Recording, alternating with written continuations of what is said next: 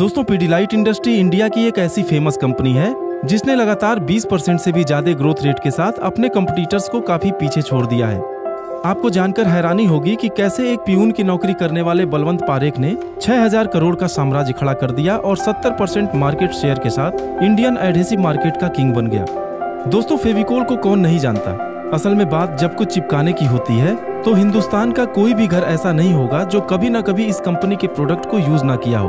तो आज की हमारी इस वीडियो में हम जानने वाले हैं पीडीलाइट इंडस्ट्रीज की उन कमाल की बिजनेस स्ट्रेटजीज के बारे में जिसने इस कंपनी की मोनोपोली क्रिएट करते हुए एडहेसिव मार्केट में एशिया की सबसे बड़ी कंपनी बना दिया। दरअसल पीडीलाइट की केस स्टडी आपके उन फंडामेंटल्स को क्लियर करेगी जो हर बिजनेस के सफलता की गारंटी है। तो चलिए वीडियो को शुरू करते हैं। गुजरात में पैदा हुए बलवंत पारेख एक लॉ ग्रेजुएट थे, लेकिन कभी प्रैक्टिस नहीं की और एक वुड ट्रेडिंग कंपनी में पियून का काम करते हुए उन्हें पता चला कि मार्केट में केवल एनिमल फैट से बना हुआ बदबूदार एडहेसिव ही मौजूद है। पारेख साहब अपना खुद का बिजनेस शुरू करना चाहते थे और इसमें उनको एक अपॉर्चुनिटी दिखी।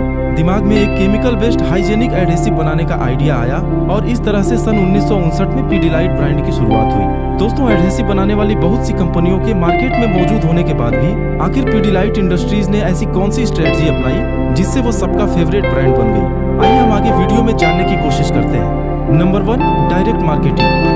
फेविकोल ब्रांड ने डीलर्स और रिटेलर्स पे फोकस न करते हुए डायरेक्ट कॉन्ट्रैक्टर्स, कारपेंटर्स और प्लम्बर्स पर फोकस किया, क्योंकि उन्होंने मार्केट रिसर्च में पाया कि कंस्ट्रक्शन में डिजाइन तो ओनर का होता है, लेकिन उसमें लगने वाले मटेरियल्स का फैसला काम करने वाले लोग ही लेते हैं। और उन्होंने स्पेशल प्रोग्राम के जरिए उन लोगों को फेविकोल के फायदे बताने शुरू किए, जबकि उन्हें फ्री में ट्रेनिंग और डिजाइन बुकलेट देकर इमोशनली फेविकोल ब्रांड के साथ अटैच कर दिया। और जब हमारे प्रोडक्ट का एंड यूजर ही हमारा प्रचार करने लगे और दूसरों को रिकमेंड भी करने लगे तो सफलता की बुलंदियां दूर नहीं रह जाएंगी। Number 2, promotion strategy and innovative marketing.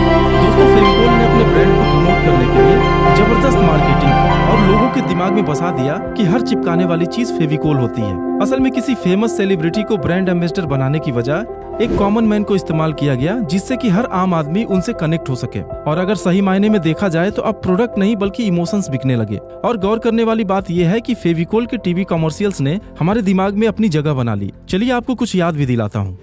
की दुल्हन जो ब्याह के आई, संग टू सीटर सोफा ले आई। कबाड़ी वाली,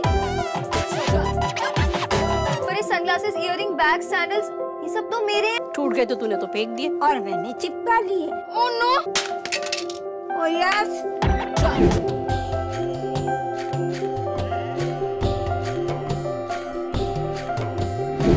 पीडीलाइट ने अपने फ्यूचर कस्टमर्स यानी कि बच्चों और यूथ को टारगेट करके एक्रोन रंगीला, सेव प्लैनेट्स और माई मदर माई वर्ड जैसे अनेक सोशल और एजुकेशनल कैंपेन चलाए, जिससे कि उनके माइंड में बचपन से ही एक पॉजिटिव ब्रांड वैल्यू बन सके। Number 3, product range and packaging. दोस्तों, एक बार फेविकोल की पहचान बन जाने के बाद कंपनी ने अपने प्रोडक्ट की रेंज को बढ़ाना शुरू किया। आपको जो भी चिपकाना हो, चाहे वो पेपर हो, फर्नीचर हो, रबर, फोम या फिर वॉलपेपर हो, सबका सॉल्यूशन पीडीलाइट के पास था। और कमाल की बात यह भी थी कि वो हर साइज में मौजूद था। आप अपने जरूरत के हिसाब से चाहे तो 10 रुपए का फेविकोल ट्यूब भी ले सकते हैं या फिर 50 किलो का पैक भी। किसी को अगर महंगा चाहिए तो फेविकोल ले सकते हैं और थोड़ा इकोनॉमिकल चाहिए तो फाल्को फिक्स ले सकते हैं, लेकिन क्वालिटी सबकी अच्छी हो, इस बात का हमेशा ख्याल रखा गया। Number 4, no space for competitors. दोस्तों, पीडीलाइट की शुरू से ही स्ट्रेटजी रही है कि उन्होंने कभी कंपटीशन को पनपने ही नहीं दिया। जो भी कंपनी एडहेसिव मार्केट में अच्छा करने लगती या फिर कोई नया प्रोडक्ट लेकर आती थी जिसे बनाने में टाइम लग सकता था, तो पीडीलाइट उस कंपनी के एक्विजिशन की कोशिश शुरू कर देती थी और जल्दी से जल्दी उसको अपना बना लेती थी।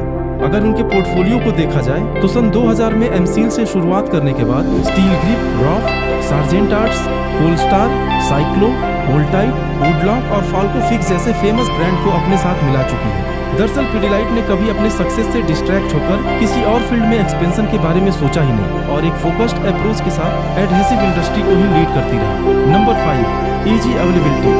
दोस्तों, पीडीलाइट ने अपने डिस्ट्रीब्यूशन नेटवर्क को इतना मजबूत बना दिया कि हर गली, हर मोहल्ले और हर दुकान पर पीडीलाइट के प्रोडक्ट्स दिखते हैं और असल में जो दिखता है वही बिकता है।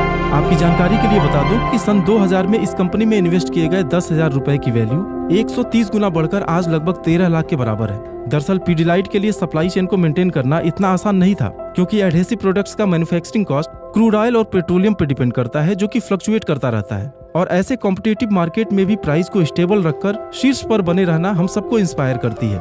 तो दोस्तों, उम्मीद है कि पीडीलाइट के केस स्टडी से आपको जरूर कुछ सीखने को मिला होगा।